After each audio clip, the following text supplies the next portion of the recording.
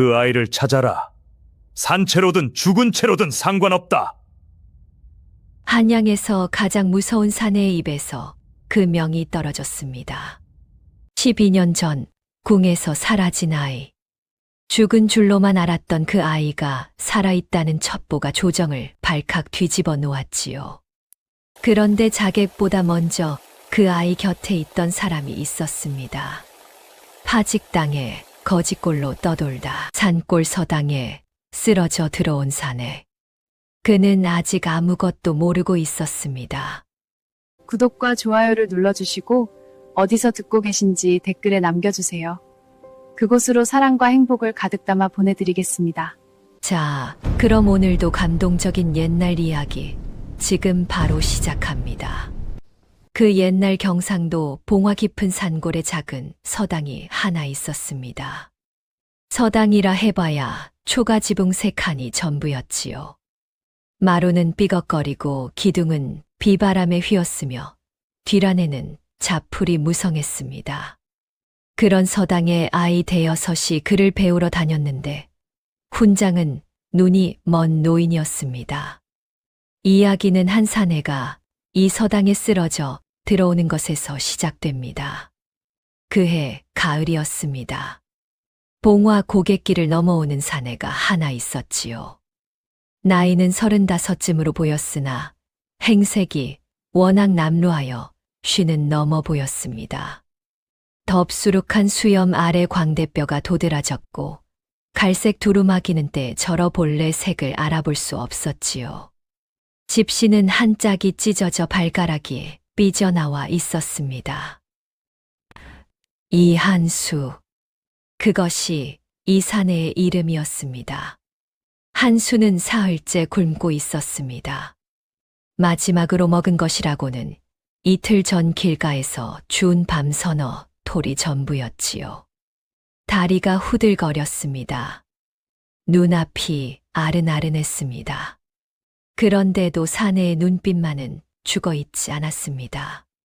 세상에 짓밟히고 내쳐진 자의 눈빛. 억울함과 분노가 뒤엉킨 그런 눈이었지요.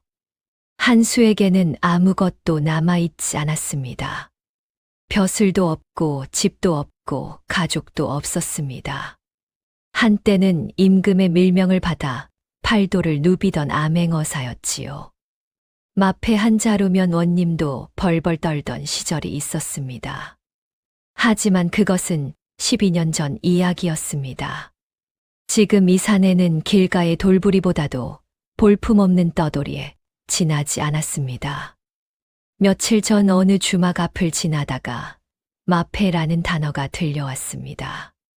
한수는 자기도 모르게 걸음을 멈췄지요. 심장이 한 번 크게 뛰었습니다. 하지만 주막 안에서 나온 것은 포졸들의 잡담이었을 뿐이었습니다. 한수는 이를 악물고 다시 걸었지요. 마패. 그것은 12년 전에 잃어버린 것이었습니다. 아니, 빼앗긴 것이었지요. 고갯길을 넘자 작은 마을이 보였습니다. 산에 둘러싸인 20가구 남짓한 외진 마을이었지요. 한수는 마을을 지나쳐 산길을 더 올라갔습니다. 마을 입구에서 아낙 하나가 한수를 보더니 치마폭으로 코를 막고 돌아섰습니다. 익숙한 반응이었지요. 12년 동안 이런 눈초리에 단단히 길이 들었습니다. 차라리 산속에서 굶어 죽는 편이 나았지요. 그때였습니다. 산길 위로 아이들의 글 읽는 소리가 들려왔습니다. 하늘천, 따지, 거물현, 누를황. 한수는 걸음을 멈췄습니다. 이 깊은 산 중에 서당이 있단 말입니까? 소리가 나는 쪽으로 비틀거리며 올라가니 초가지붕에 허름한 건물이 나타났습니다.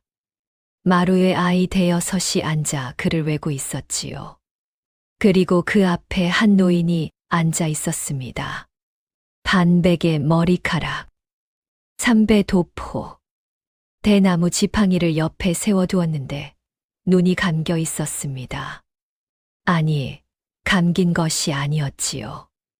두 눈 위로 길게 칼 흉터가 나 있었습니다. 이 노인은 볼 수가 없는 사람이었습니다. 눈먼 훈장이 서당에서 아이들을 가르치고 있었습니다. 귀로 아이들의 글 읽는 소리를 듣고 틀린 곳을 바로잡아 주고 있었지요. 서기야, 황자의 발음이 흐리다. 입을 더 크게 벌려라. 네, 훈장님. 한수는 서당 마당 앞에서 그 모습을 멍하니 바라보았습니다. 그리고 그대로 쓰러졌습니다. 사흘을 굶은 몸이 더는 버텨주지 않았지요. 아저씨가 쓰러졌어. 아이들이 우르르 달려왔습니다. 눈먼 훈장 석봉도 지팡이를 짚고 일어섰지요. 동이야, 어디서 쓰러졌느냐?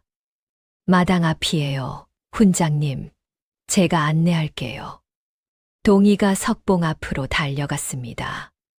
그리고 석봉보다 2걸음 앞에서 걷기 시작했지요. 발로 땅을 톡톡 두드리며 걸었습니다. 마루턱이 나오자 2번 톡톡. 석봉은 그 소리를 듣고 자연스럽게 발을 들어 마루에 올랐지요.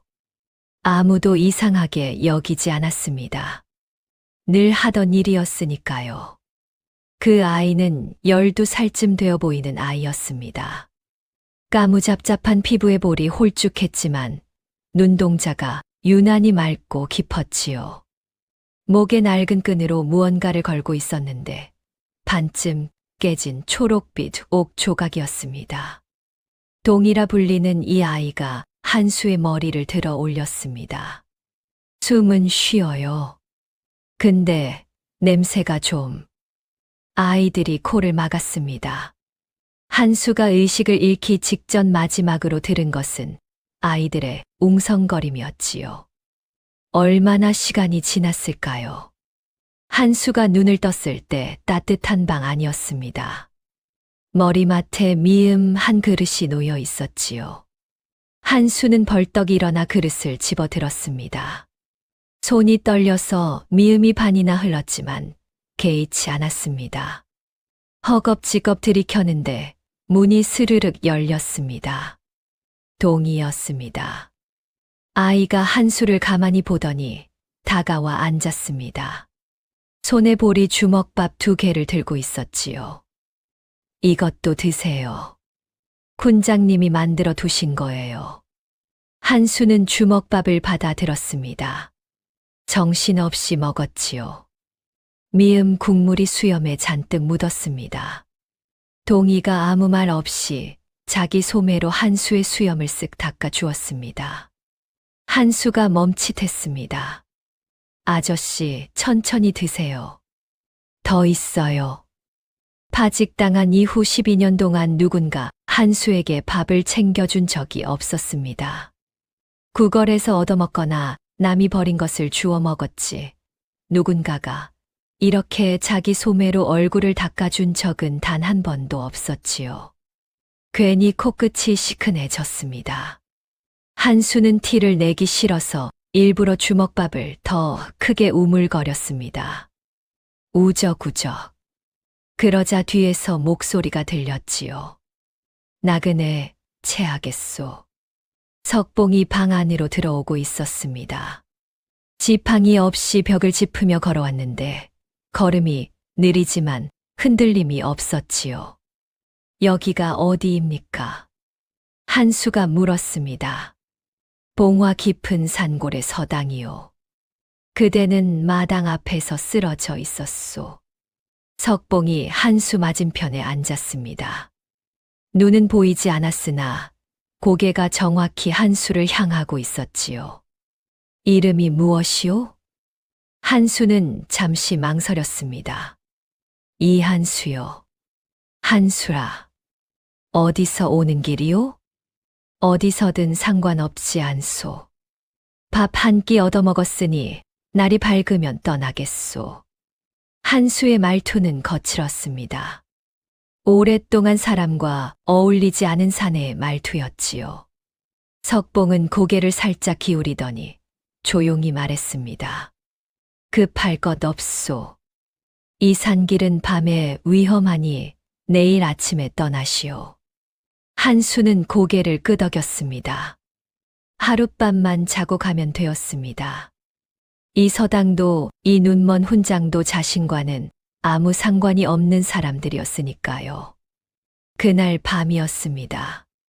한수가 잠이 오지 않아 마루에 나와 앉아 있었지요. 서늘한 가을바람이 볼을 스쳤습니다. 하늘에는 별이 쏟아질 듯 박혀 있었습니다. 그때 석봉이 마루 반대편에 나와 앉는 것이 느껴졌습니다. 잠이 오지 않소? 석봉이 물었습니다. 그대에게서 오랫동안 잠을 못 잔 사람의 기운이 느껴지오. 한수는 대답하지 않았습니다. 잠시 침묵이 흘렀지요. 바람에 대시피 스치는 소리만 들렸습니다. 나그네. 석봉이 천천히 입을 열었습니다. 내 눈은 보이지 않지만 사람의 숨결은 들을 수 있소.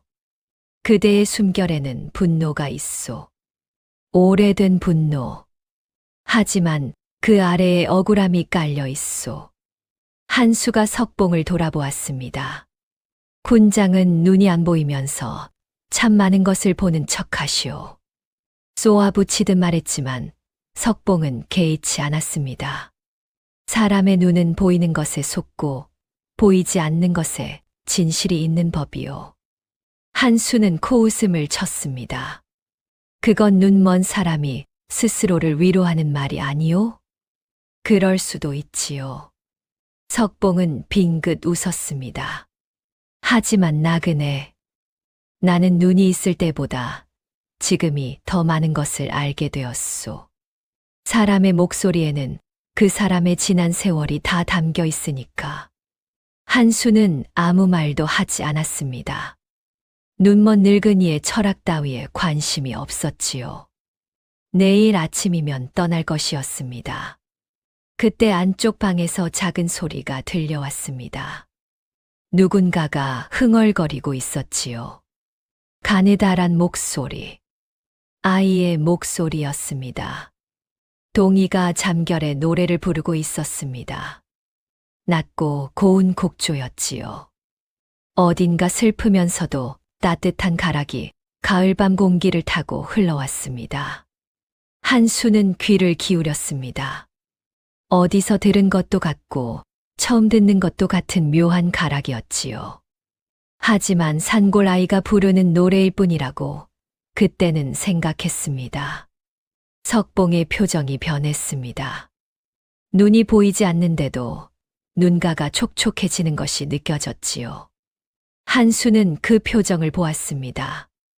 이 노인에게 저 노래는 단순한 노래가 아닌 것 같았습니다. 저 아이가 누구요? 한수가 물었습니다. 동이요. 내가 키운 아이요. 훈장의 자식이요?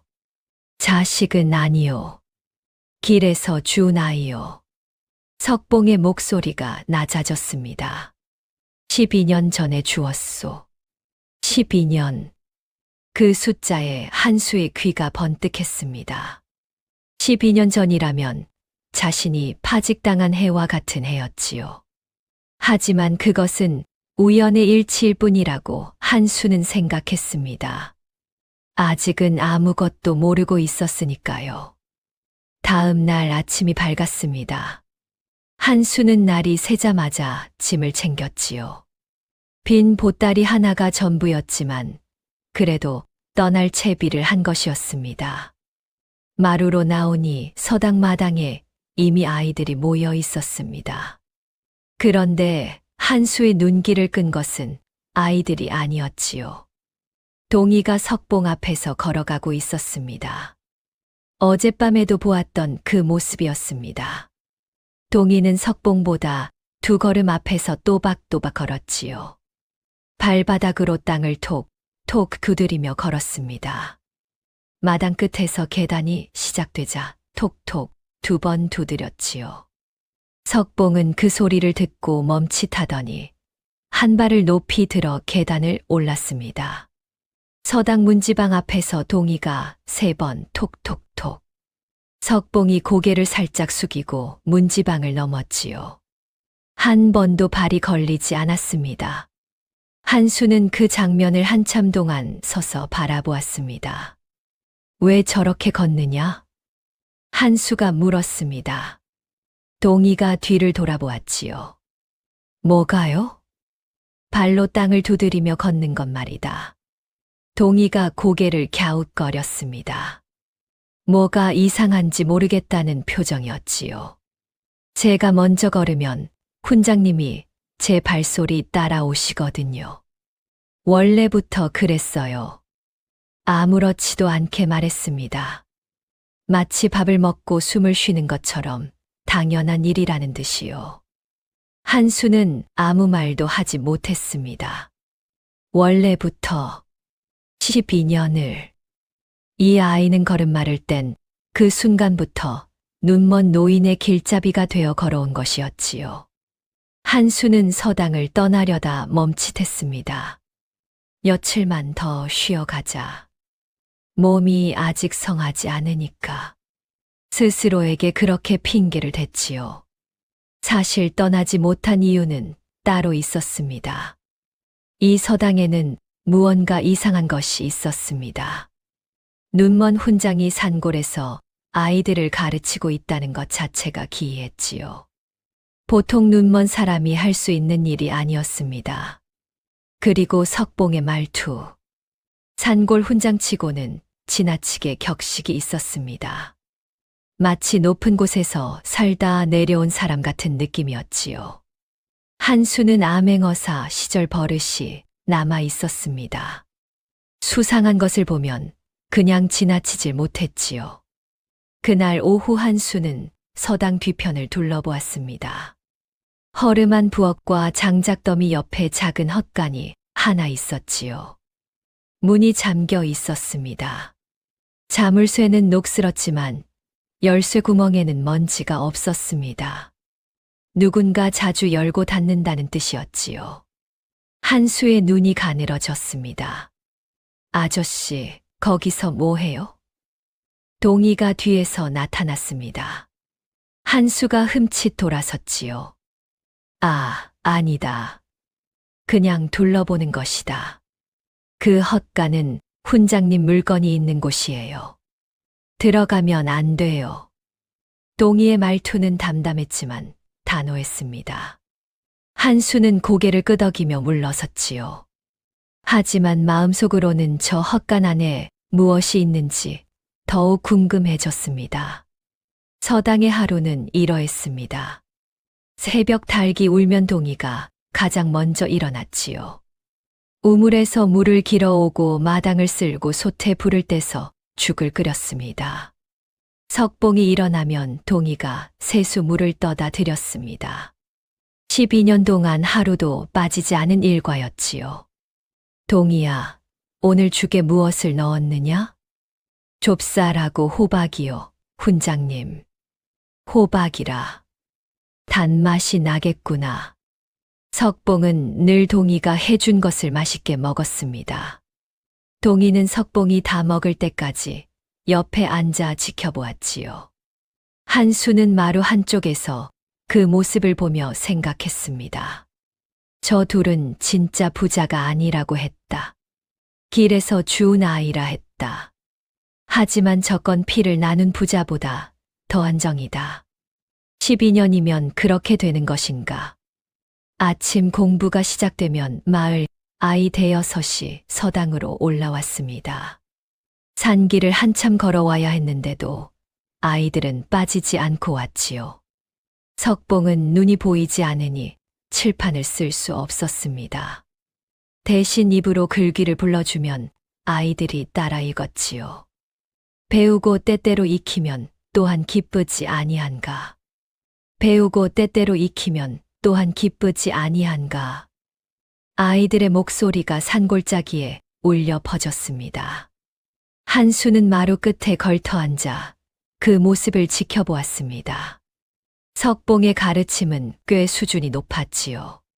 천자문에 그치지 않고 논어, 맹자까지 가르치고 있었습니다. 산골의 눈먼 훈장이 할 수 있는 수준이 아니었습니다. 이 영감은 대체 누구인가? 한수의 의심은 점점 커졌습니다. 점심을 먹고 나면 석봉은 아이들에게 활쏘기나 나무 깎기를 가르쳤습니다. 눈이 보이지 않으니 직접 시범을 보일 수는 없었지요. 대신 동희가 석봉의 말을 듣고 아이들에게 보여주었습니다. 군장님이 말씀하셨어. 칼은 밀 때 힘을 주고 당길 때 힘을 빼래.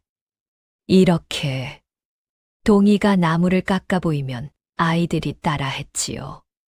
신기한 것은 동희의 솜씨가 꽤 좋다는 것이었습니다.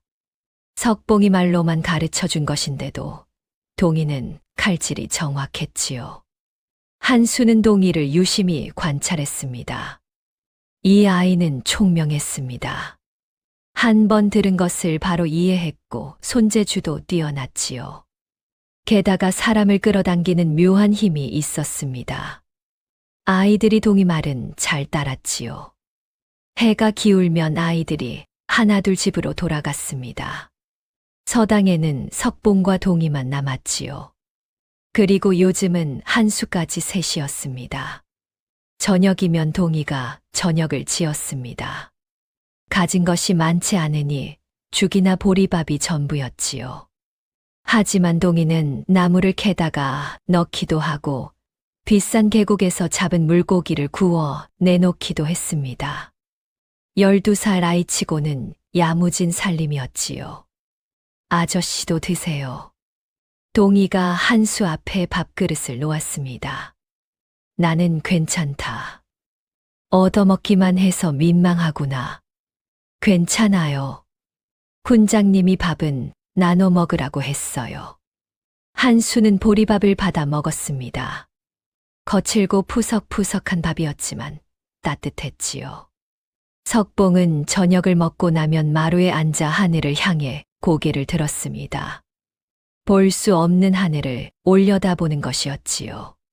한수가 처음에는 이상하다고 생각했습니다. 하지만 며칠을 지켜보니 깨달았지요. 석봉은 하늘을 보는 것이 아니라 바람의 방향을 느끼고 있었습니다. 내일은 비가 오겠구나.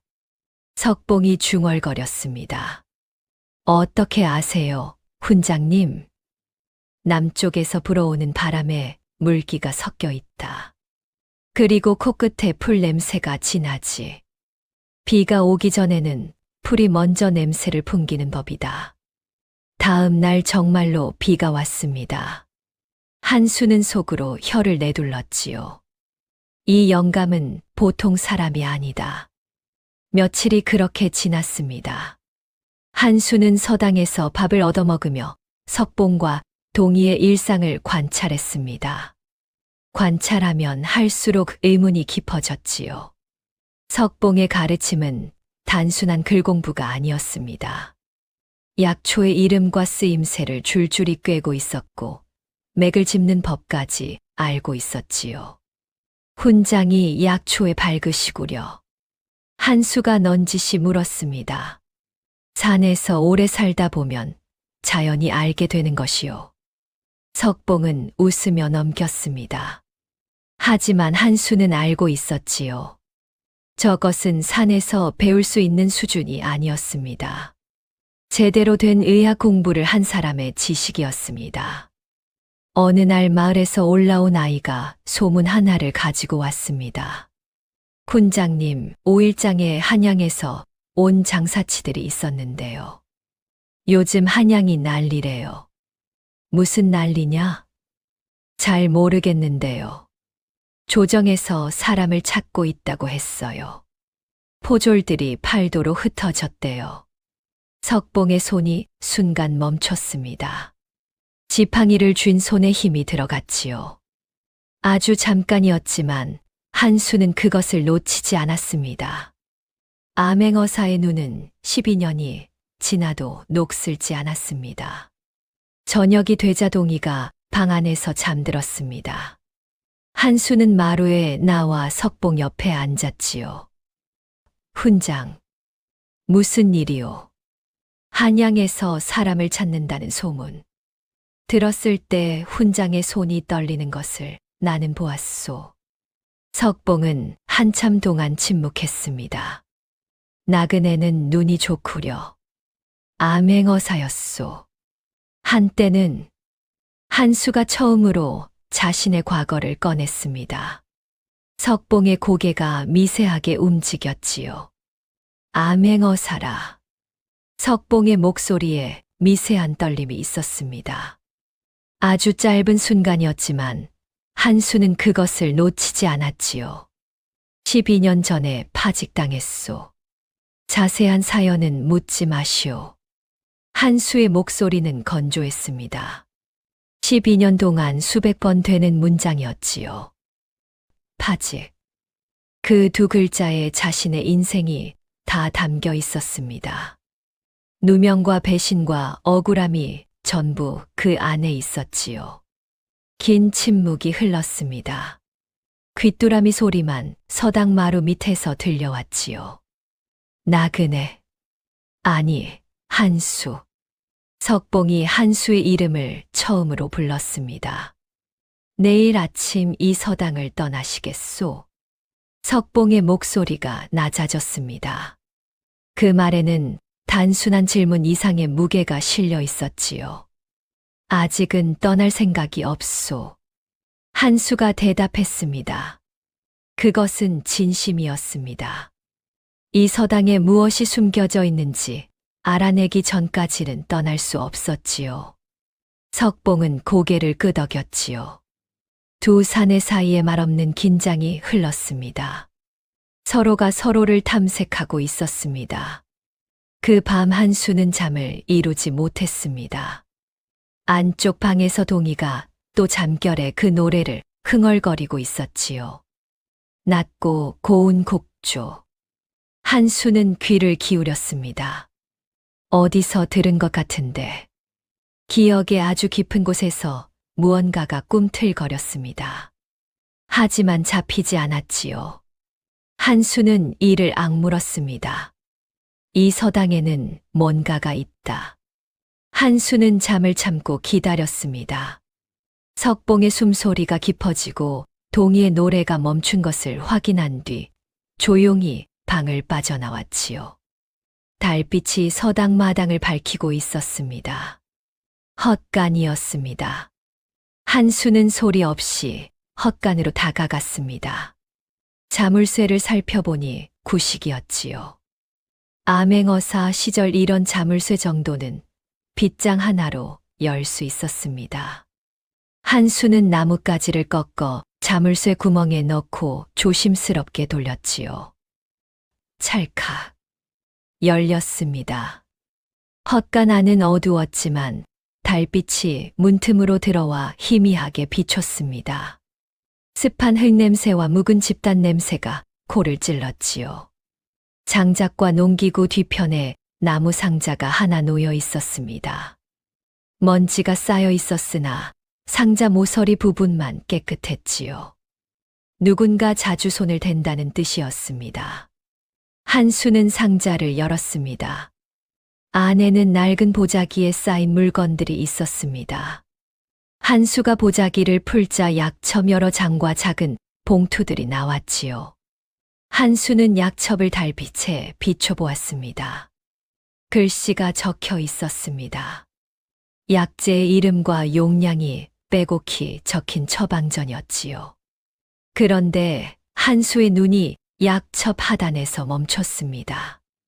도장이 찍혀 있었습니다.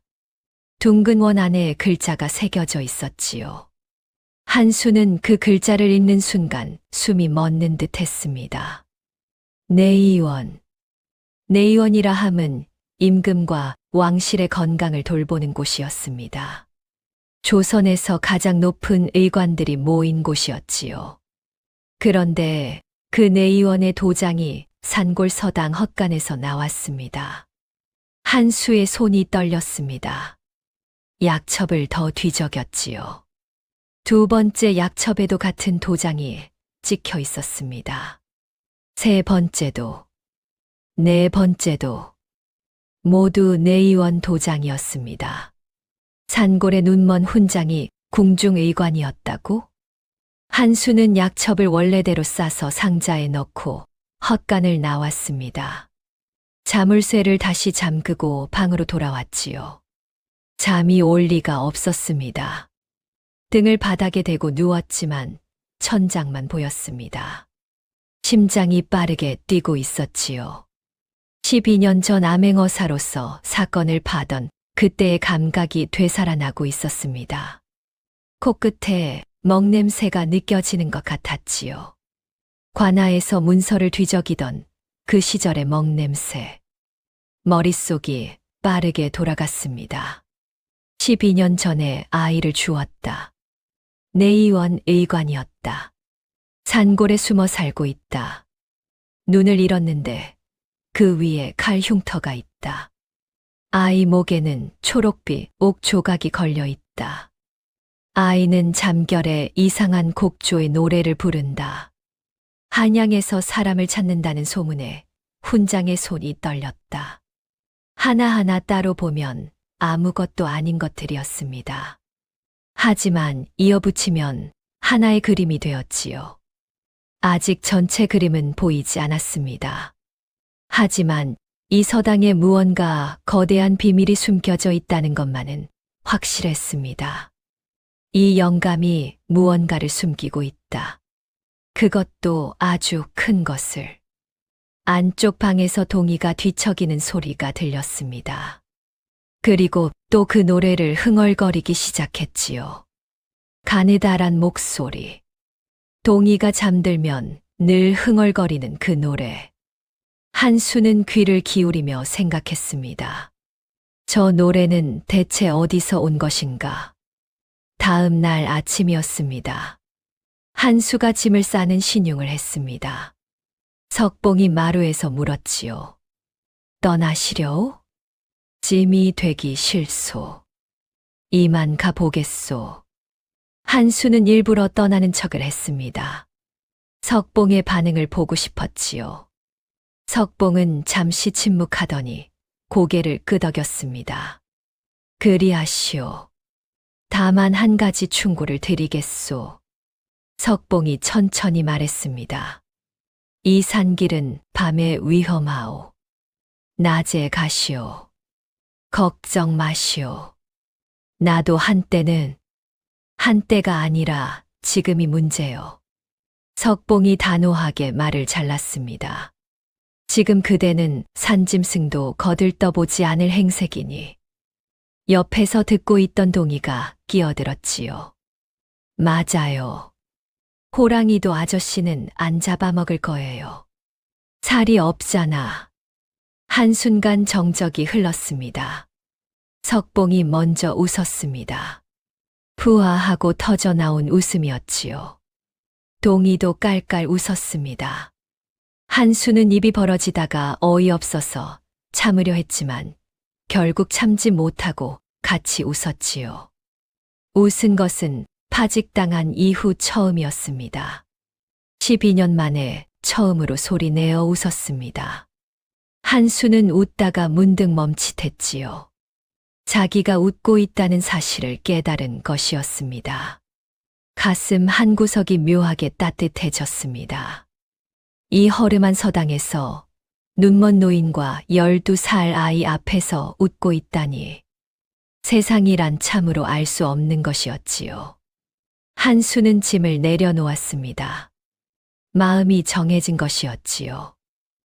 훈장, 말하시오. 한 가지 물어볼 것이 있소. 석봉의 고개가 미세하게 기울었습니다. 훈장은 약초에 밟고 맥을 짚을 줄 알고 처방까지 할 줄 아시오. 산에서 저절로 배운 것은 아닐 텐데. 석봉의 표정이 굳었습니다. 아주 짧은 순간이었지요.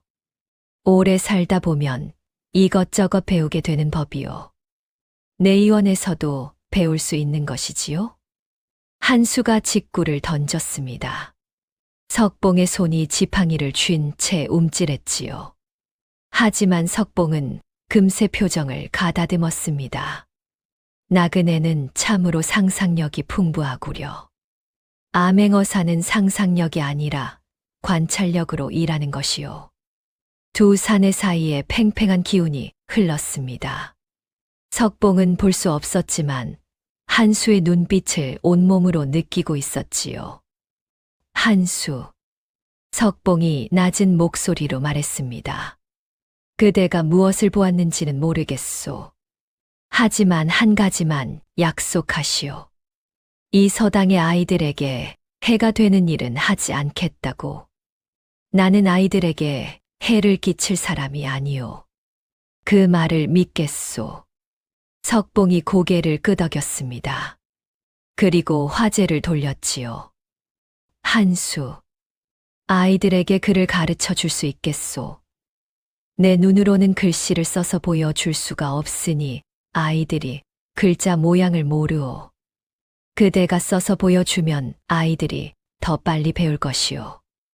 한수는 석봉을 바라보았습니다. 눈먼 노인의 표정은 담담했지요. 밥값이라고 생각하면 되겠소. 그렇게 생각해도 좋고 인연이라 생각해도 좋소. 한수는 잠시 생각했습니다. 사실 떠날 생각은 없었습니다. 헛간에서 발견한 내의원 도장. 그 비밀을 알아내기 전까지는 이곳을 떠날 수 없었지요. 좋소. 아이들을 가르치겠소. 대신 훈장에게도 물어볼 것이 있을 때 솔직하게 대답해 주시오. 무엇을 물을 것이오? 아직은 모르겠소. 하지만 곧 알게 될 것이오. 석봉은 잠시 침묵하더니 고개를 끄덕였습니다. 좋소. 그때가 되면 대답하겠소. 그렇게 한수는 서당에 머물기로 결정했습니다. 스스로 선택한 것이었지요. 밥값을 위해서가 아니었습니다. 아이들을 위해서도 아니었습니다. 이 서당에 숨겨진 비밀을 알아내기 위해서였습니다. 한수는 그날부터 서당에서 아이들을 가르치기 시작했습니다. 마루에 먹물과 붓을 꺼내놓고 한 글자 한 글자 써서 보여주었지요. 석봉이 입으로 불러주고 한수가 눈으로 보여주는 방식이었습니다. 자, 이것이 하늘 천자다. 획이 4개다. 보거라. 한수가 글씨를 쓰자 아이들이 우아하고 감탄했지요. 12년 동안 글씨를 쓰지 않았는데도 한수의 글씨는 단정했습니다. 붓을 잡는 손은 기억하고 있었지요. 한 획 한 획 또박또박 쓰는 동안 한수의 표정도 달라졌습니다. 이를 악물고 있던 턱 근육이 풀렸지요. 글을 쓰는 것이 이렇게 좋은 일이었던가. 12년 만에 붓을 잡으니 손끝에서 잊고 있던 감각이 되살아났습니다. 과거 시험을 준비하던 시절, 밤새 글을 쓰던 그때의 설렘이 아주 희미하게 느껴졌지요. 동희가 한수의 글씨를 유심히 들여다보았습니다. 아저씨 글씨 잘 쓴다. 당연하지. 나도 어릴 때 글 좀 했다. 근데 왜 거지가 됐어요? 아이들이 깔깔 웃었습니다. 한수가 헛기침을 했지요. 사실 그 질문에 대한 대답은 12년 동안 아무에게도 한 적이 없었습니다. 그건 나중에 말해주마. 언제요? 언젠가. 동희는 더 묻지 않았습니다. 대신 붓을 집어들더니 한수가 쓴 글씨를 따라 써보았지요. 제법 글자 모양이 나왔습니다. 석봉에게 귀로만 배운 아이가 눈으로 보니 금방 따라 하는 것이었습니다. 이 녀석 손재주가 있구나. 한수가 중얼거렸습니다. 석봉이 마루 끝에서 빙긋 웃고 있었지요. 웃고 있지만 눈가에는 깊은 무언가가 서려 있었습니다. 이 노인은 알고 있다. 내가 왜 여기 남았는지. 한수는 그렇게 생각했습니다. 하지만 아직은 서두를 때가 아니었지요. 진실은 서두르면 달아나는 법이었습니다. 암행어사 시절에 배운 것이 있다면 그것이었지요. 기다리면 드러난다. 반드시. 한수가 서당에 머문 지 보름이 지났습니다. 어느새 한수의 일상이 바뀌어 있었지요. 새벽에 눈을 뜨면 동이가 끓인 죽 냄새가 코끝에 닿았습니다. 마당으로 나가면 아이들이 아저씨 하고 달려왔지요. 밥을 먹고 그를 가르치고 석봉과 차를 마시고 동이와 바둑을 두고 밤이면 별을 보며 잠이 들었습니다. 12년 동안 한 적 없는 일들이었습니다. 아이들은 이제 한수를 완전히 받아들였지요. 처음에는 거지 아저씨라며 코를 막던 아이들이 한수가 그를 가르쳐 주자 태도가 달라졌습니다. 문제는 따로 있었지요. 자, 조용히 하거라. 오늘은 맹자를 읽겠다. 한수가 목청을 높였습니다. 하지만 아이들은 떠들고 있었지요. 도리는 서기와 장난을 치고 있었고 막내 봉삼이는 마루 아래에서 개구리를 잡고 있었습니다. 조용히 하랬지. 한수가 소리쳤지만 소용없었습니다. 그때 동이가 마루 한쪽에서 조용히 한마디 했지요. 얘들아. 순간 쥐 죽은 듯 조용해졌습니다. 아이들이 번개처럼 자기 자리에 돌아가 앉았지요. 봉삼이까지 개구리를 놓고 올라왔습니다. 한수는 황당했습니다. 누가 이게 웬일입니까? 석봉이 마루 끝에서 빙긋 웃으며 말했지요. 저 아이가 원래 그렇소. 사람을 끌어당기는 재주가 있소. 한수가 중얼거렸습니다. 나보다 낫구나 이 녀석이. 혼잣말이었는데 동이가 들었지요. 동이가 씩 웃었습니다. 한수는 헛기침을 하고 책을 폈습니다. 그를 가르치는 것은 생각보다 보람이 있었습니다. 아이들이 한 글자 한 글자 배워 나가는 모습을 보면 한수의 마음도 조금씩 풀려갔지요. 특히 동이는 가르치는 맛이 있는 아이였습니다. 한 번 들은 것을 바로 이해했고 응용까지 할 줄 알았지요. 한수가 논어의 한 구절을 가르치던 날이었습니다. 군자는 말이 어눌하되 행동이 민첩하니라. 이 말의 뜻이 무엇이냐? 아이들이 머리를 긁적였습니다. 서기가 손을 들었지요. 말을 더듬어도 빨리 달리면 된다는 뜻이에요? 한수가 이 말을 짚었습니다. 동이가 조용히 말했지요. 말을 잘하는 것보다 행동으로 보여주는 게 더 중요하다는 뜻 아니에요. 한수는 놀랐습니다. 정확했지요. 맞다. 이 녀석 어디서 배웠느냐?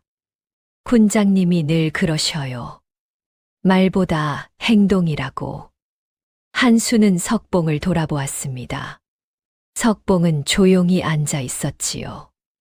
눈먼 노인이 12년 동안 이 아이에게 가르친 것은 글자가 아니라 사람의 도리였습니다. 어느 날 한수가 동이에게 바둑을 가르쳐 주었습니다. 이것은 바둑이다. 흑돌과 백돌을 번갈아 놓는 것인데 땅을 더 많이 차지하는 쪽이 이기는 것이다. 한수가 규칙을 설명하고 첫 판을 두었습니다. 한수는 암행어사 시절 동료들과 바둑을 즐겨 두었지요. 실력이 꽤 된다고 자부하고 있었습니다. 그런데 이게 웬일입니까? 동이가 세수 만에 한수의 수를 읽어버렸지요. 한수의 포석을 꿰뚫고 급소를 찔렀습니다. 한수는 당황했습니다. 다시 두자. 두 번째 판. 한수가 신중하게 두었지만 동이가 또 이겼습니다. 다시. 세 번째 판. 또 졌습니다. 한수의 미간에 주름이 잡혔지요. 이 녀석이 대체 어디서 배웠느냐? 처음 해보는 건데요. 동이는 아무렇지도 않다는 표정이었습니다. 한수는 이를 악물었지요. 전직 암행어사의 자존심이 허락하지 않았습니다. 날이 어두워지고 석봉이 잠자리에 들었는데도 한수는 바둑판을 들여다보고 있었습니다. 이 수를 이렇게 두면, 아니, 저렇게 두면, 궁리의 궁리를 거듭하다 그만 바둑판 위에 엎드려 잠이 들었지요. 다음 날 아침이었습니다. 석봉이 한수의 코 고는 소리를 듣더니 말했습니다. 나그네, 바둑돌이 베개는 아닐 텐데.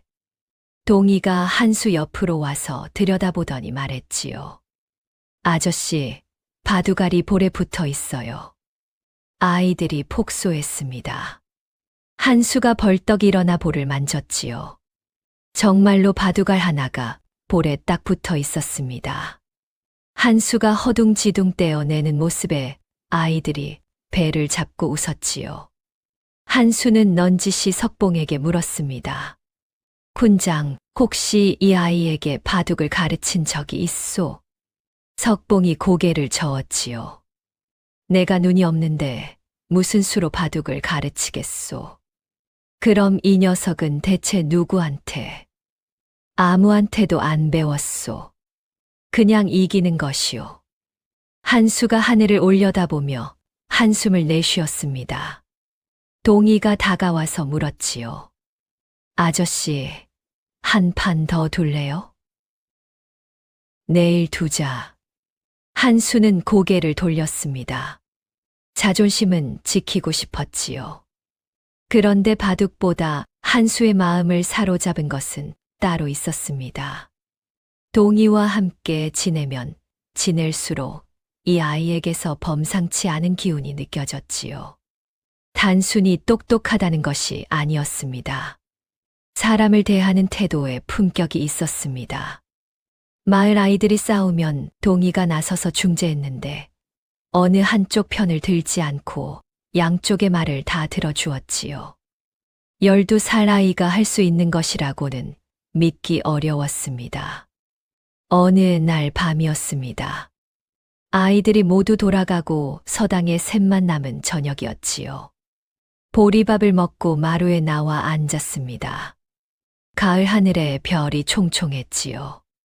동희가 한수 옆에 와서 앉았습니다. 한참 동안 별을 올려다보다가 갑자기 입을 열었지요. 아저씨, 왜 저 맨날 같은 꿈을 꿔요?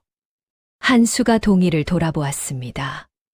금빛 방이에요. 아주 넓고 반짝반짝 빛나는 방이요. 거기에 여자가 있어요. 저한테 노래를 불러줘요. 한수의 귀가 쫑긋 세워졌습니다. 어떤 여자냐? 모르겠어요. 얼굴이 기억이 안 나요. 맨날 기억이 안 나요. 동희의 목소리가 작아졌습니다. 근데 그 꿈 꿀 때가 제일 좋아요. 따뜻하고 좋은 냄새가 나고. 그런데 깨면 없어져요. 맨날 없어져요. 한수는 아무 말도 할 수가 없었습니다. 이 아이는 기억하고 있었습니다. 기억이라 부를 수 없는 아주 희미한 조각. 태어나자마자 잃어버린 누군가의 온기를. 금빛 방. 넓고 반짝이는 방. 여인의 노래. 한수의 머릿속에서 퍼즐 조각이 또 하나 맞춰졌습니다. 아직 전체 그림은 보이지 않았지만 윤곽이 점점 선명해지고 있었지요. 며칠 뒤 한수는 결정적인 단서를 발견했습니다. 점심 뒤 동희가 뒷산 계곡으로 물고기를 잡으러 갔습니다. 한수가 몰래 따라갔지요. 동희는 바위에 앉아 발을 물에 담그고 있었습니다. 그리고 평소처럼 그 노래를 흥얼거리고 있었지요. 한수는 나무 뒤에 숨어서 그 곡조를 들었습니다. 낮고 고운 가락. 처음 들었을 때도 어딘가 익숙하다고 느꼈지요. 그런데 이번에는 달랐습니다. 귀를 기울이니 곡조의 틀이 들렸습니다. 오음 체계였습니다. 궁상각치우. 조선 궁중의 음률이었지요. 한수의 숨이 멎었습니다. 이것은 민간에서 부르는 노래가 아니다. 궁중 악사가 만든 곡이다. 산골 아이가 어떻게 궁중 음률을 알고 있는 것인가? 한수의 시선이 동이의 목으로 향했습니다. 낡은 끈에 매달린 초록빛 옥조각. 지금까지는 그냥 장신구라고 생각했지요. 하지만 이제는 달랐습니다. 한수는 눈을 가늘게 뜨고 옥조각을 자세히 보았습니다. 뒷면에 무언가 새겨져 있었습니다. 나비 날개 모양의 옥조각. 그리고 그 뒷면에 아주 작은 문양이 있었지요. 용이었습니다. 5 발톱의 용. 조선에서 5 발톱의 용을 쓸 수 있는 것은 오직 한 곳뿐이었습니다. 왕실. 한수의 손이 떨렸습니다. 머릿속이 하얗게 변했지요. 이 아이가 설마. 한수는 밤새 잠을 이루지 못했습니다. 내의원 도장, 궁중 음률의 자장가, 그리고 5 발톱 용이 새겨진 옥나비. 이 3가지가 한 줄로 이어졌지요. 이 아이가 왕실 사람이다. 한수는 주먹을 꽉 쥐었습니다. 심장이 미친 듯이 뛰고 있었지요. 12년 전 영모 사건. 그때 왕세자가 시해당했다는 것은 온 나라가 아는 사실이었지요. 하지만 왕세자에게 아이가 있었다는 것은 들은 적이 없었습니다. 그도 그럴 것이 영모가 일어난 것은 왕세자빈이 출산할 무렵이었지요. 혹시 태어난 아이가 살아있는 것인가? 내의원 의관이 아이를 안고 도망친 것인가? 한수의 머릿속이 회오리 쳤습니다. 12년 전 자신이 수사하던 사건과 이 서당이 연결되어 있는 것일까요? 아직은 확신할 수 없었습니다. 하지만 더 이상 기다릴 수도 없었지요. 다음 날 아침 동이가 마을 아이들과 뒷산으로 나무를 캐러 간 사이에 한수는 석봉을 찾았습니다. 훈장. 석봉은 마루에 앉아 있었습니다. 한수가 맞은편에 앉았지요. 두 사내 사이에 팽팽한 긴장이 흘렀습니다. 묻겠소. 무엇을요? 훈장의 헛간에서 내의원 도장이 찍힌 약첩을 보았소. 석봉의 입술이 미세하게 떨렸습니다. 그리고 동이의 목에 걸린 옥조각에는 5 발톱 용이 새겨져 있소. 이것은 왕실 물건이요. 석봉은 아무 말이 없었습니다. 동이가 잠결에 부르는 노래는 궁중 음률이요. 민간에서는 들을 수 없는 곡조요. 한수는 한 호흡을 가다듬고 물었습니다. 훈장은 내의원 의관이었소. 그리고 동이는 보통 아이가 아니오. 이 아이가 누구인지 말해 주시오. 긴 침묵이 흘렀습니다. 바람이 대짚을 흔들었지요. 멀리서 새소리가 들렸습니다. 석봉이 천천히 입을 열었습니다. 한수, 그대에게 물어볼 것이 하나 있소. 말하시오. 그대는 왜 파직당했소? 한수는 움찔했습니다. 그것은 내가 먼저 말하겠소. 12년 전 그대는 영모 사건의 진실을 파려다 파직당했소. 내가 맞소. 한수의 눈이 커졌습니다. 그걸 어떻게? 이 산골에도 소문은 닿는 법이요. 12년 전 젊은 암행어사가 영모 사건을 재수사하려다 하루아침에 쫓겨났다는 소문. 나는 그 소문을 들었소. 석봉의 목소리가 낮아졌습니다. 그리고 그 암행어사의 이름이 이한수라는 것도 알고 있었소. 한수는 말문이 막혔습니다. 석봉은 처음부터 알고 있었던 것이었지요. 그렇다면 훈장도 말해 주시오. 동이가 누구인지. 석봉은 한참 동안 아무 말이 없었습니다. 감긴 눈 위로 칼 흉터가 길게 나 있었지요. 12년 된 흉터. 한수는 그 흉터를 바라보며 기다렸습니다. 이 이야기를 꺼내는 날이 올 줄은 알고 있었소. 석봉이 입을 열었습니다. 한수. 나는 내의원 의관 석봉이요. 12년 전 왕세자빈 마마의 출산을 담당했소. 한수의 심장이 빠르게 뛰기 시작했습니다. 영모가 일어난 밤이었소. 궁 안이 뒤집어졌지요. 왕세자 저하께서 시해당하셨소. 왕세자빈 마마께서는 출산 중이셨소. 피바람이 궁을 휩쓸고 있었지만 아이는 세상에 나와야 했소. 석봉의 목소리가 떨렸습니다. 간신히 아이를 받아냈소. 사내 아이였소. 크게 울었지요. 그 울음소리가 아직도 귓속에 남아있소. 한수는 숨을 죽이고 들었습니다. 왕세자빈 마마께서는 아이를 안아보시지도 못하셨소. 출혈이 너무 심했지요. 마마께서는 마지막 힘을 짜내어 내 손을 잡으셨소. 그리고 이 아이를 내 품에 안겨주시며 말씀하셨소. 석봉의 목소리가 갈라졌습니다. 살려만 다오. 한수의 온몸에 전율이 흘렀습니다. 그 한마디였소. 살려만 다오. 마마께서는 그 말을 남기시고 눈을 감으셨소. 석봉의 감긴 눈 아래로 눈물이 흘러내렸습니다. 나는 아이를 안고 궁에서 도망쳤소. 뒷문으로 빠져나와 한양을 벗어났소. 이틀 밤낮을 쉬지 않고 달렸지요. 자객들이 뒤를 쫓고 있었소. 한수가 물었습니다. 눈은, 훈장의 눈은 어떻게 된 것이오? 석봉이 멈칫했습니다. 한참 동안 말이 없더니 천천히 대답했지요. 내 눈은 저기 뵌 것이 아니오. 한수의 눈이 커졌습니다. 내가 내 손으로 찔렀소.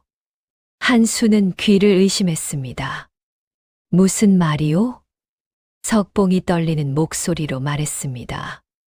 나는 아이의 얼굴을 아는 유일한 사람이었소. 산파도 없이 내가 혼자 받아냈으니까. 잡히면 고문을 당할 것이오. 고문을 당하면 어떤 사람도 입을 열 수밖에 없소. 석봉의 손이 지팡이를 꽉 쥐었지요. 그래서 결심했소. 잡혀서 고문을 당해도 이 아이의 얼굴을 말할 수 없도록. 나는 아이의 얼굴을 본 적이 없소. 라고 당당히 말할 수 있도록. 한수는 입을 벌린 채 석봉을 바라보았습니다. 말이 나오지 않았지요. 산골 움막에 숨어 비수를 꺼냈소. 아이가 옆에서 자고 있었지요. 아이의 얼굴을 마지막으로 한번 보았소. 맑은 눈, 작은 코, 왕세자 저하를 닮은 이마. 석봉의 입술이 파르르 떨렸습니다. 그리고 눈을 찔렀소. 칼끝이 눈에 닿는 순간 세상이 꺼졌소. 통증보다 두려웠던 것은 이 아이의 얼굴을 다시는 볼 수 없다는 것이었지요. 한수의 손이 떨렸습니다. 목구멍에 무언가가 걸린 듯 말이 나오지 않았지요. 12년 동안 눈도 없이 이 아이를 어떻게 키웠소. 한수의 목소리가 갈라졌습니다. 석봉은 한참 동안 말이 없더니 천천히 대답했지요. 처음 1년은 아이가 울면 같이 울었소. 눈이 없으니 아이가 어디 다쳤는지도 몰라서 손으로 온몸을 더듬어야 했소. 밤마다 아이가 울었지요. 배가 고픈 것인지 아픈 것인지 알 수가 없었소. 그저 안아주는 것밖에 할 수 없었소. 석봉의 목소리에 미소가 어렸습니다. 그러다 아이가 걸음마를 떼기 시작했소. 어느 날 아이가 내 손을 잡더이다. 그리고 내 손을 자기 볼에 갖다 대었소. 석봉의 입꼬리가 올라갔지요. 웃고 있었소. 손바닥에 볼이 둥글게 올라간 것이 느껴졌소. 석봉이 한수를 향해 고개를 돌렸습니다. 그때 알았소. 이 아이가 나를 키우고 있구나. 한수는 아무 말도 할 수 없었습니다. 숨을 쉬는 것조차 잊은 듯 가만히 앉아 있었지요. 동이는 자라면서 내 길잡이가 되어 주었소. 내 앞에서 걸으며 발소리로 길을 알려주었지요. 계단이면 2번, 톡톡, 내리막이면 3번. 아무도 가르쳐 준 적이 없는데 스스로 그리하더이다. 석봉이 한수의 손을 잡았습니다. 한수, 이 아이는 왕세자 저하의 아들이요. 이 나라의 왕손이요. 한수의 눈에서 눈물이 흘러내렸습니다. 그것은 슬픔의 눈물이 아니었지요. 12년 동안 자신이 찾으려 했던 진실. 파직당하고 거지가 되어서도 포기하지 못했던 그 진실이 이 산골 서당에 있었습니다. 12년이요. 나는 12년 동안 이 아이를 지키며 살았소. 그리고 그대를 기다렸소. 나를요? 아니, 그대가 아니더라도 좋았소. 진실을 밝혀줄 사람. 이 아이를 제자리로 돌려보내줄 사람. 그런 사람을 기다렸소. 석봉이 한수의 손을 꽉 쥐었습니다. 한수, 그대가 그 사람이요. 한수는 대답하지 못했습니다. 그저 석봉의 손을 잡고 있었지요. 두 사내의 손이 모두 떨리고 있었습니다. 마루 밖에서 아이들의 웃음소리가 들려왔습니다. 동이의 목소리도 섞여 있었지요. 산 아래에서 나무를 캐고 돌아오는 모양이었습니다. 군장님, 나물 많이 캐왔어요. 동이의 밝은 목소리가 산골짜기에 울렸습니다. 이 아이는 아무것도 모르고 있었지요. 자신이 누구인지, 자신을 키워준 눈먼 노인이 어떤 희생을 했는지, 그리고 세상에서 가장 위험한 사람들이 자신을 찾고 있다는 것을. 한수는 눈물을 닦고 일어섰습니다. 훈장, 말하시오. 이 아이를 반드시 제자리로 돌려보내겠소. 내 목숨을 걸겠소. 석봉은 고개를 끄덕였습니다. 그리고 아주 작은 목소리로 말했지요. 고맙소. 12년 만에 석봉이 누군가에게 한 첫 번째 부탁이었습니다. 한수는 밤새 뒤척이며 생각했습니다. 동이를 궁으로 데려가려면 증거가 필요했지요. 12년 전 영모를 조작한 자가 누구인지 밝혀야 했습니다. 혼자서는 할 수 없는 일이었지요. 한 사람이 떠올랐습니다. 오대인. 한수에게 암행어사의 길을 가르쳐 준 스승이었지요. 12년 전 한수가 파직당할 때 오대인은 이미 조정에서 물러나 있었습니다. 하지만 조정에 아는 사람이 많았지요. 오대인이라면 도와줄 수 있을 것이었습니다. 훈장, 나는 마을 아래 주막에 다녀오겠소. 무슨 일이요? 편지를 보내야 할 사람이 있소. 믿을 수 있는 사람이요. 석봉은 잠시 망설이더니 고개를 끄덕였습니다. 조심하시오. 한수는 산길을 내려가 주막에서 편지를 썼습니다. 오대인에게 보내는 편지였지요. 자세한 내용은 쓰지 않았습니다. 다만 중대한 일이 있으니 봉화로 와 달라고만 적었지요. 주막 주인에게 은 한 냥을 주고 한양으로 편지를 보내달라고 부탁했습니다. 파직당한 뒤에도 품에 간직하고 있던 마지막 은 한 냥이었지요. 보름이 지났습니다. 답장이 왔습니다. 오대인이 직접 봉화로 오겠다는 내용이었지요.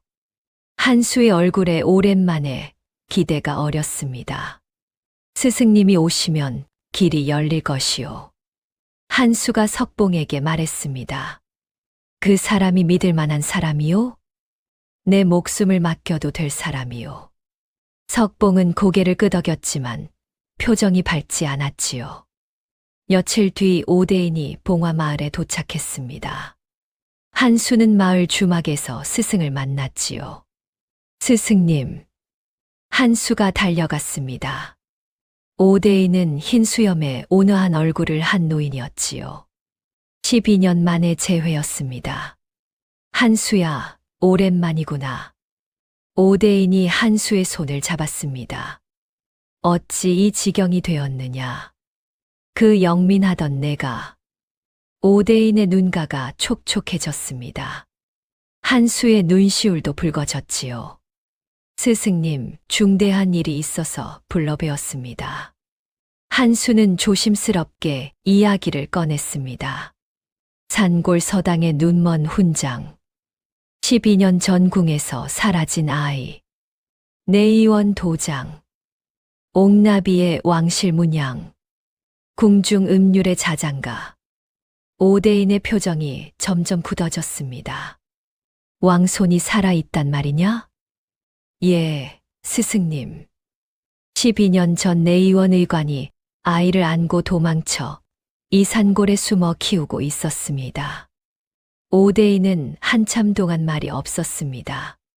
한수야, 이것은 나라를 뒤흔들 일이다. 그렇기에 스승님의 도움이 필요합니다. 조정에 이 사실을 알리고 왕손을 궁으로 모셔야 합니다. 오대인이 고개를 끄덕였습니다. 내가 한양에 돌아가서 길을 만들어 보마. 하지만 시간이 좀 걸릴 것이다. 그때까지 그 아이를 잘 지키거라. 감사합니다, 스승님. 한수는 가슴이 벅찼습니다. 12년 만에 희망이 보이는 것 같았지요. 오대인이 떠난 뒤 한수는 가벼운 발걸음으로 서당에 돌아왔습니다. 다 잘 될 것이오. 스승님이 길을 만들어 주실 것이오. 석봉은 고개를 끄덕였지만 이상하게 표정이 어두웠지요. 한수, 말하시오. 사람은 변하는 법이오. 한수는 석봉의 말뜻을 이해하지 못했습니다. 아니, 이해하고 싶지 않았지요. 닷새가 지났습니다. 어느 날 저녁이었습니다. 한수가 동희에게 글을 가르치고 있었지요. 동희가 갑자기 고개를 들었습니다. 아저씨, 왜 그래요? 배 아파요. 한수가 긴장한 표정을 짓고 있었습니다. 마당 너머 숲에서 인기척이 느껴졌지요. 조용히 해라. 한수가 낮은 목소리로 말했습니다. 아저씨 오줌 마려운 거예요? 표정이 그래요. 동희가 물었습니다. 이 녀석아, 조용히 하랬지. 한수가 동희의 입을 막았지요. 바로 그때였습니다. 숲에서 검은 그림자가 움직였습니다. 하나, 둘, 셋.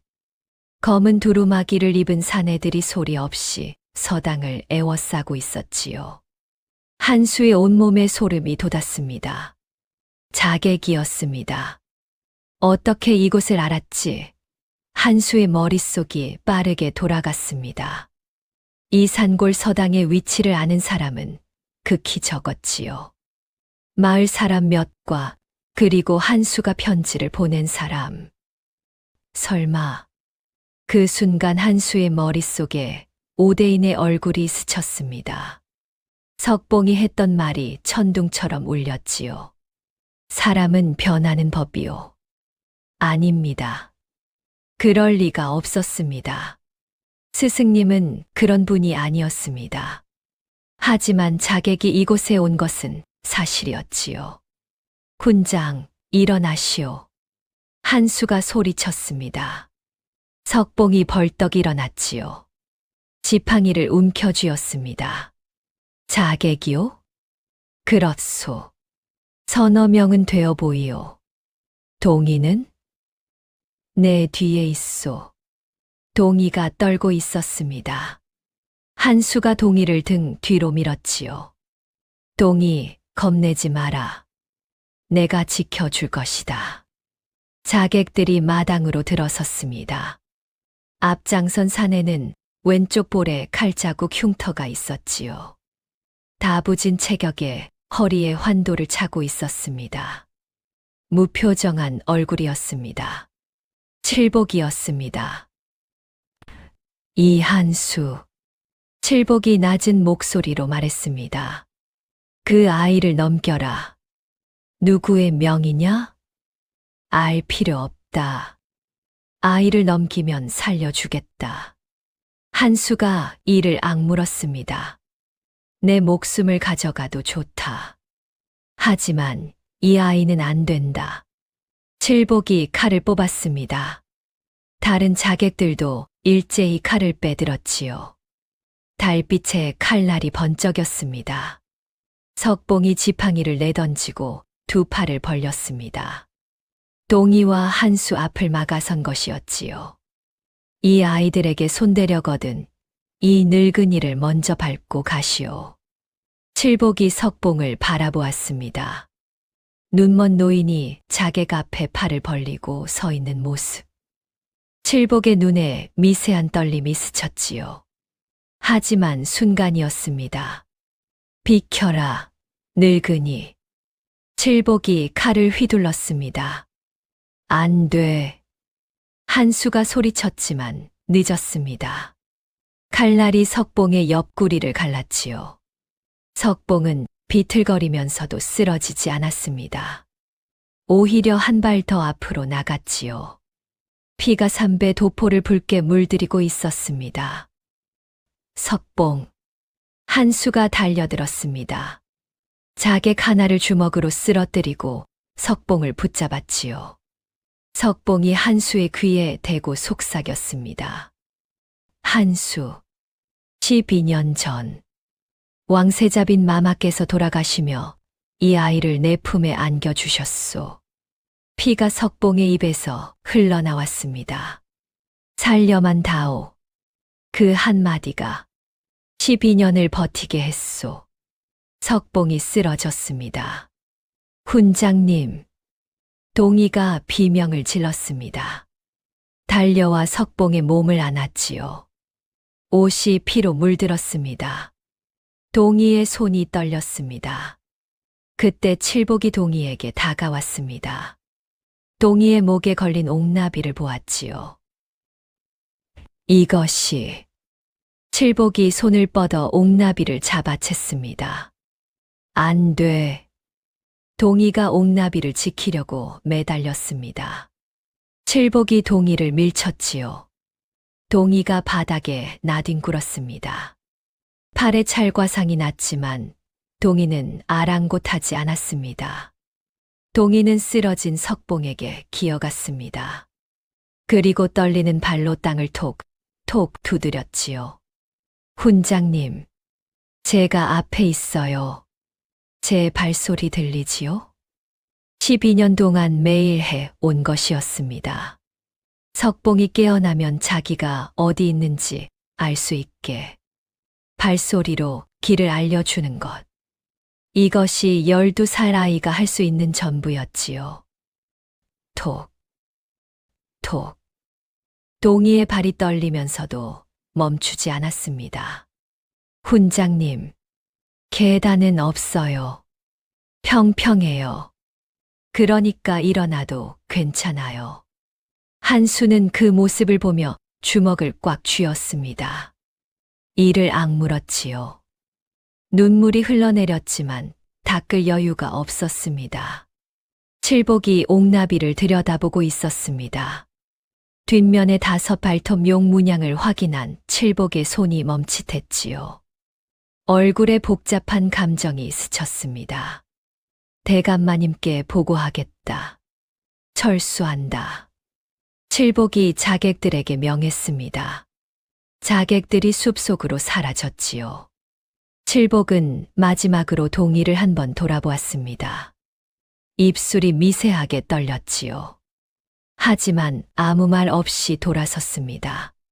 서당 마당에는 피와 울음만 남았습니다. 한수가 급히 석봉의 상처를 살폈습니다. 옆구리가 깊게 베어져 있었지요. 피가 멈추지 않았습니다. 한수는 자기 두루마기를 찢어 상처를 눌렀습니다. 석봉, 정신 차리시오. 석봉은 의식이 흐려져 가고 있었습니다. 동희는 석봉의 손을 꼭 잡고 있었지요. 아이의 손이 피로 물들어 있었습니다. 눈물이 볼을 타고 흘러내리고 있었지만 소리는 내지 않았습니다. 그 밤 한수는 잠을 자지 않았습니다. 석봉의 상처를 돌보며 밤을 새웠지요. 동희도 석봉 옆을 떠나지 않았습니다. 오대인이 밀고 한 것이었습니다. 한수가 가장 믿었던 스승. 그 스승이 조판서에게 붙어 있었던 것이지요. 12년 전 한수를 파직시킨 것도, 지금 자객을 보낸 것도 모두 오대인을 통한 것이었습니다. 한수는 이를 악물었습니다. 배신의 칼이 가슴에 박혀 있는 것 같았지요. 나는 또 속았다. 12년 전에도 속았고 지금도 속았다. 석봉의 말이 떠올랐습니다. 사람은 변하는 법이요. 석봉은 알고 있었던 것이었지요. 사람을 함부로 믿어서는 안 된다는 것을. 하지만 한수에게 그 말을 직접 하지 않았습니다. 왜 그랬을까요? 아마도 한수가 스스로 깨닫기를 기다린 것이었겠지요. 모든 것이 무너지고 있었습니다. 석봉은 쓰러졌고, 옥나비는 빼앗겼고, 스승은 배신자였습니다. 한수의 손에 남은 것이라고는 아무것도 없었습니다. 아니, 한수는 고개를 돌렸습니다. 석봉 옆에서 잠든 동희가 보였지요. 피 묻은 작은 손으로 석봉의 옷자락을 잡고 있었습니다. 잠이 들었는데도 손을 놓지 않고 있었지요. 이 아이가 남아있다. 한수는 주먹을 꽉 쥐었습니다. 새벽이 왔습니다. 석봉은 여전히 의식이 돌아오지 않았지요. 숨은 쉬고 있었지만 가늘고 약했습니다. 한수는 밤새 상처를 눌렀습니다. 피는 겨우 멈추었지만 얼굴이 누렇게 떠 있었지요. 한수는 마루에 주저앉아 있었습니다. 눈이 빨갛게 충혈되어 있었지요. 머릿속이 텅 비어 있었습니다. 모든 것을 잃었습니다. 동희를 지킬 방패도, 진실을 증명할 증거도, 의지할 사람도 남아있지 않았지요. 나는 어떻게 해야 하는가? 그때 석봉이 미세하게 움직였습니다. 석봉. 한수가 달려갔습니다. 석봉의 눈꺼풀이 떨렸지요. 감긴 눈 위로 칼 흉터가 보였습니다. 석봉이 갈라진 목소리로 입을 열었습니다. 한수. 인가. 그렇소. 여기 있소. 동희는 무사하오. 옆에서 자고 있소. 석봉이 한숨을 내쉬었습니다. 안도의 한숨이었지요. 한수. 말하시오. 그대의 스승이 밀고 한 것이오? 한수는 대답할 수 없었습니다. 이를 악물었지요. 내가 어리석었소. 스승이라 믿었던 자에게 또 당했소. 나는 사람 하나 제대로 볼 줄 모르는 놈이오. 한수의 목소리에 자조가 서려 있었습니다. 석봉이 떨리는 손으로 한수의 팔을 잡았지요. 한수.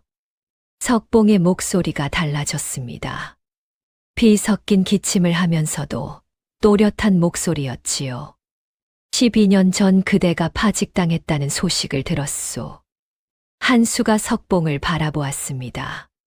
세상에서 유일하게 진실을 파려 한 사람이 꺾인 날이었소. 나는 이 산골에서 그 소식을 듣고 밤새 잠을 이루지 못했소. 석봉이 한수의 팔을 꽉 쥐었습니다. 한수. 그때 아무도 그대를 믿어주지 않았다고 했지요? 그렇소. 아무도. 한수의 목소리가 갈라졌습니다. 내가 믿었소. 한수가 고개를 들었습니다. 눈먼 늙은이가 산골에서 믿고 있었소. 12년을. 한수의 눈에서 눈물이 터져 나왔습니다. 12년 동안 한 번도 울지 않았지요. 파직당했을 때도, 거지가 되었을 때도, 군 줄였을 때도 울지 않았습니다. 하지만 이 한마디에 무너졌지요. 12년 동안 누군가 나를 믿고 있었다고? 그렇소. 석봉이 미소를 지었습니다. 볼 수 없는 눈이었지만 그 미소는 따뜻했지요. 그러니 일어나시오, 한수. 그대가 아니면 이 아이를 구할 사람이 없소. 한수는 소매로 눈물을 닦았습니다. 그리고 떠올렸지요. 석봉이 첫날 밤 했던 말을. 사람의 눈은 보이는 것에 속고 보이지 않는 것에 진실이 있는 법이요. 그때는 눈먼 사람의 허세라고 생각했습니다. 하지만 이제 알았지요. 석봉은 12년 동안 보이지 않는 진실을 지키고 있었습니다. 눈이 없어도 사람을 보는 눈은 있었지요. 한수를 믿은 것도 보이지 않는 것을 본 것이었습니다. 한수는 일어섰습니다. 석봉, 말하시오. 동희를 데리고 한양으로 가겠소. 임금 앞에 직접 아뢰겠소. 증거가 없지 않소. 옥나비도 빼앗겼소. 증거는 만들겠소. 12년 전에 진실을 밝힐 방법이 반드시 있을 것이요. 석봉은 고개를 끄덕였습니다. 그대를 믿소. 한수가 동희를 깨웠습니다.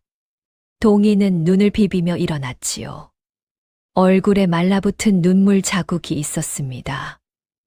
아저씨, 동희야, 할 이야기가 있다. 한수가 동희 앞에 무릎을 꿇고 앉았습니다.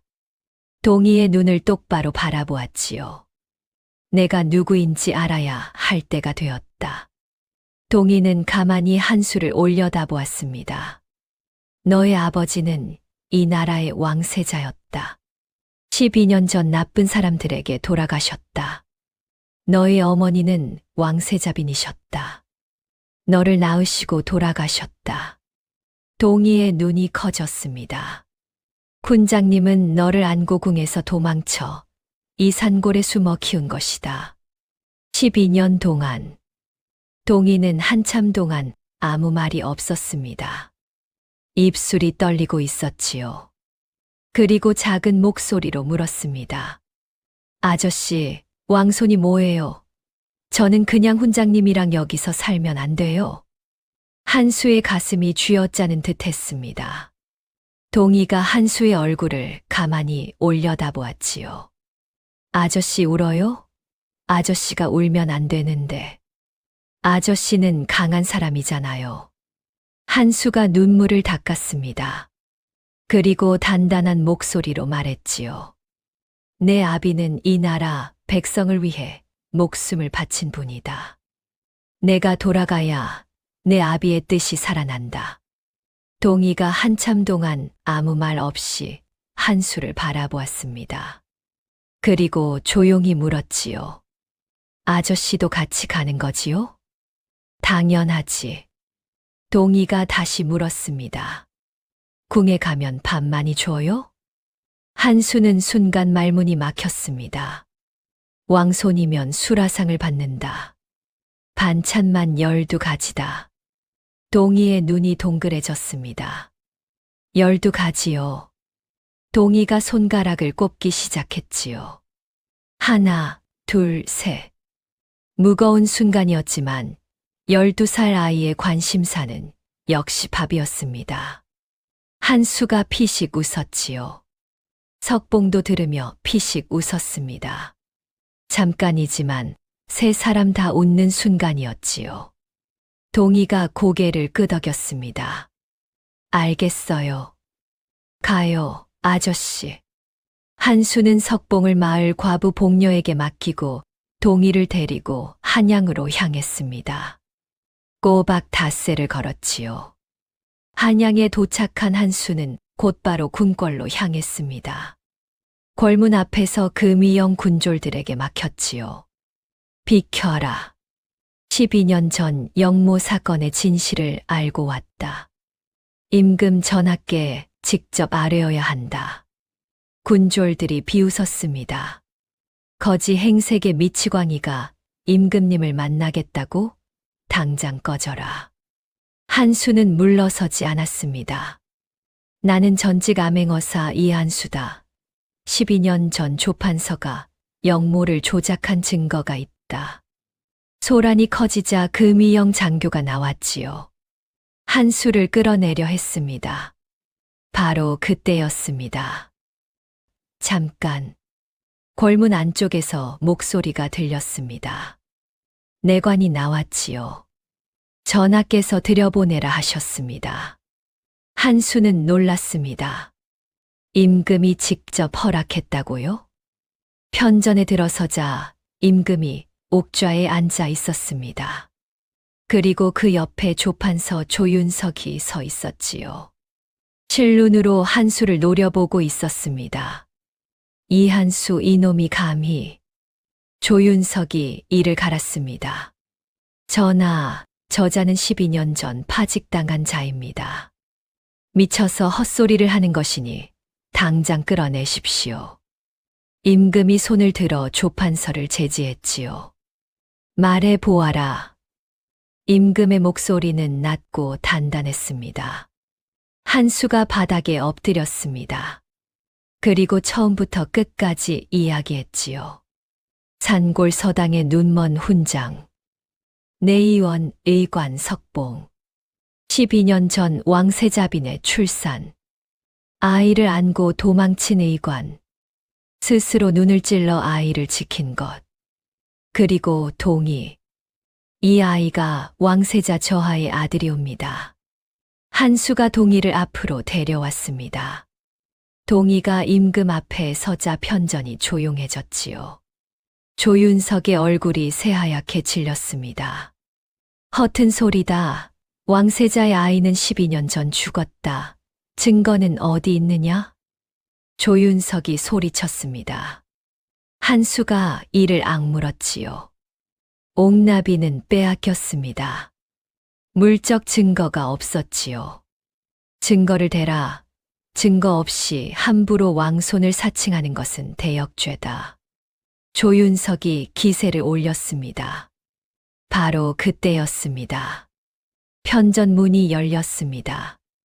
칼자국 흉터가 있는 사내가 들어왔지요. 칠복이었습니다. 소인 칠복, 전하께 아를 것이 있어 왔사옵니다. 조윤석의 얼굴이 경직되었습니다. 칠복아, 내 이놈이 무슨 짓이냐? 칠복은 조윤석을 보지 않았습니다. 곧장 임금 앞에 무릎을 꿇었지요. 그리고 품에서 무언가를 꺼냈습니다. 옥나비 반쪽이었습니다. 이것은 소인이 산골 서당에서 가져온 것이옵니다. 왕실 문양이 새겨져 있사옵니다. 칠복이 옥나비를 바닥에 놓았습니다. 그리고 고개를 들어 임금을 바라보았지요. 전하, 소인은 12년 전 왕세자 저하의 호위무사였사옵니다. 편전이 술렁거렸습니다. 조윤석의 입술이 파르르 떨렸지요. 닥쳐라, 칠복. 12년 전 그 밤 조판서 대감이 소인의 어머니를 잡아 가두고 협박하였사옵니다. 세자 저하를 지키지 못하면 어미를 죽이겠다고 하였사옵니다. 칠복의 목소리가 떨렸습니다. 하지만 멈추지 않았지요. 소인은 겁에 질려 물러섰사옵니다. 세자 저하를 지키지 못하였사옵니다. 그것은 이 목숨보다 무거운 죄이옵니다. 칠복이 동의를 바라보았습니다. 동의가 칠복을 올려다보고 있었지요. 영모를 꾸민 자는 저 사람이옵니다. 칠복이 조윤석을 가리켰습니다. 조판서가 영모를 조작하고 왕세자를 시해하였사옵니다. 이 모든 것을 소인이 증언하겠사옵니다. 편전이 폭발했습니다. 대신들이 웅성거렸지요. 조윤석이 벌떡 일어났습니다. 거짓말이다. 이놈이 미쳤구나. 하지만 칠복은 더 많은 것을 알고 있었지요. 12년 전 그 밤의 자객 명단, 위조된 영모 문서의 은닉 장소, 왕세자를 시해한 칼의 행방, 하나하나 쏟아 내기 시작했습니다. 조윤석의 얼굴이 점점 일그러졌지요. 전하, 저자의 말을 믿으시면 안 됩니다. 임금이 천천히 일어섰습니다. 조판서. 임금의 목소리는 차가웠습니다. 12년이다. 내가 12년을 참았느니라. 조윤석의 얼굴이 굳었습니다. 전하. 임금이 품에서 무언가를 꺼냈습니다. 작은 초록빛 옥 조각이었지요. 나비의 나머지 반쪽이었습니다. 세자를 잃고 2해가 지났을 때였다. 어느 날 밤꿈에 세자가 나타났느니라. 아이를 살려달라 하였다. 꿈을 꾸고 난 뒤 밀지를 내려 왕손의 행방을 찾게 하였다. 그로부터 10년이다. 단서는 없었다. 하지만 나는 믿었느니라. 내 손자가 살아있다고. 임금이 바닥에 놓인 옥나비 반쪽을 집어들었습니다. 그리고 자신이 가진 반쪽과 맞추었지요. 찰칵. 2쪽의 옥나비가 하나로 합쳐졌습니다. 금이 갔던 자리가 완벽히 맞물렸지요. 나비 한 마리가 완성되었습니다. 이것은 세자가 태어날 아이를 위해 만들게 한 것이다. 한쪽은 아이에게 주고 한쪽은 내가 간직하겠다 하였느니라. 임금의 손이 떨렸습니다. 조판서. 내 놈은 12년 전 이 나비를 영원히 쪼개 놓으려 하였다. 하지만 나비는 다시 만났느니라. 조윤석이 바닥에 주저앉았습니다. 얼굴이 흙빛이 되었지요. 의금부. 임금이 명했습니다. 조윤석을 잡아 가두어라. 12년 전 영모 조작 및 왕세자 시해의 죄로 국문하라. 금부도사들이 조윤석에게 다가갔습니다. 전하, 소신은 억울합니다. 전하. 조윤석이 발버둥 쳤지만 소용없었지요. 포승줄에 묶여 끌려 나갔습니다. 편전의 침묵이 흘렀습니다. 칠복은 여전히 바닥에 엎드려 있었지요. 동의가 칠복에게 다가갔습니다. 아저씨. 칠복이 고개를 들지 못했습니다. 아저씨가 우리 아버지를 지키던 사람이었어요? 칠복의 어깨가 떨렸지요. 그럼 아저씨도 아버지랑 같이 무서웠겠다. 12살 아이의 한마디였습니다. 원망도 분노도 아닌 그 한마디에 칠복이 완전히 무너졌지요. 바닥에 이마를 박고 소리 없이 울었습니다. 한수가 한 발 물러서서 그 장면을 지켜보았습니다. 그리고 임금을 바라보았지요. 임금이 동의를 바라보고 있었습니다. 동의도 임금을 올려다보았지요. 2 사람의 시선이 처음 만났습니다. 할아버지와 손자. 12년 만의 대면이었습니다. 동의라 했느냐? 임금의 목소리가 떨렸습니다. 네.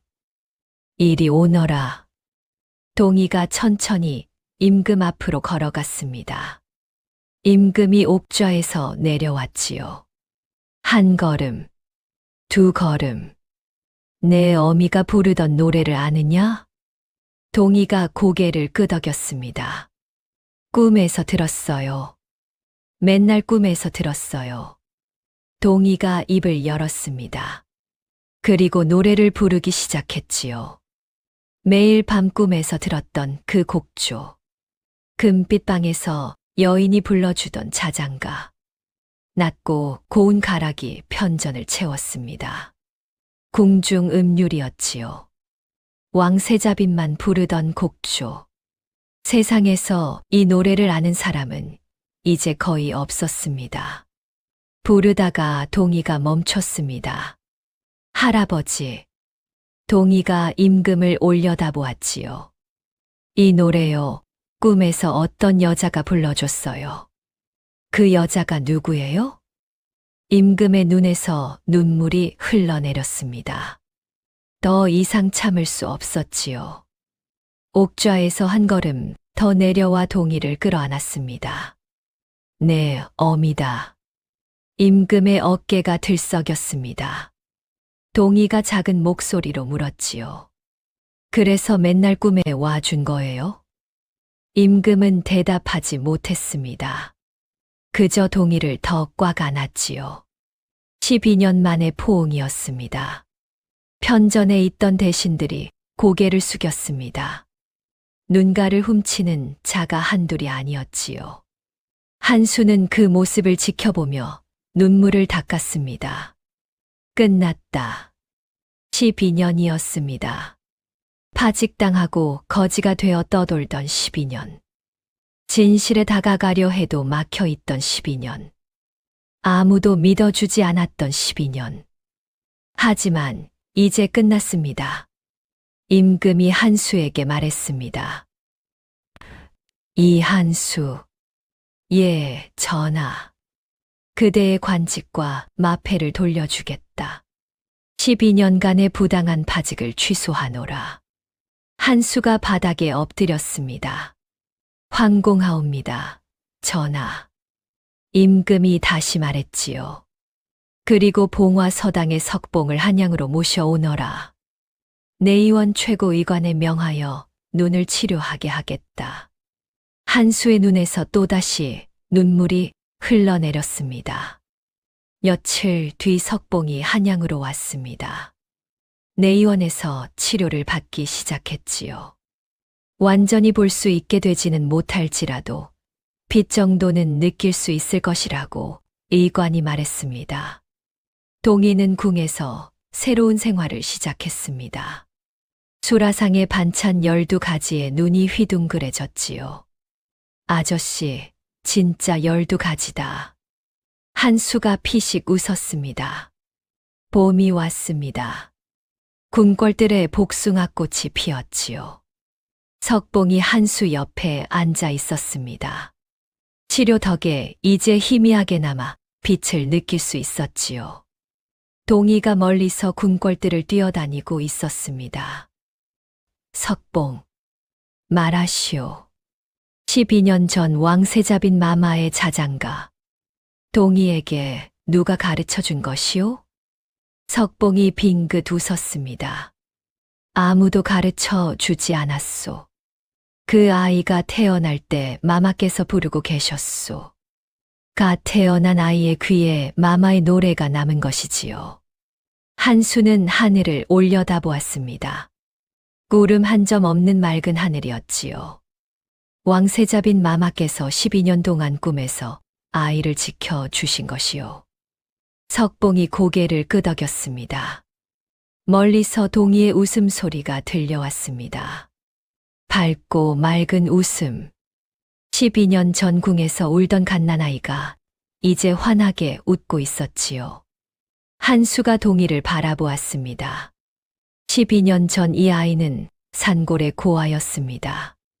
그리고 한수는 쫓겨난 암행어사였지요. 지금 이 아이는 왕손입니다. 그리고 한수는 다시 암행어사가 되었지요. 모든 것이 제자리를 찾았습니다. 사람의 눈은 보이는 것에 속고 보이지 않는 것에 진실이 있는 법이지요. 12년이 걸렸지만 보이지 않던 진실이 마침내 세상에 드러났습니다. 그리고 그 진실을 지킨 것은 눈먼 노인의 두 팔과 12살 아이의 발소리와 쫓겨난 사내의 집념이었지요. 다음 영상을 빠르게 만나보시려면 좋아요와 구독을 눌러주세요. 지금 화면에 나오는 더 재미있는 영상들도 함께 해주세요. 그럼 모두 행복한 하루 보내세요. 감사합니다.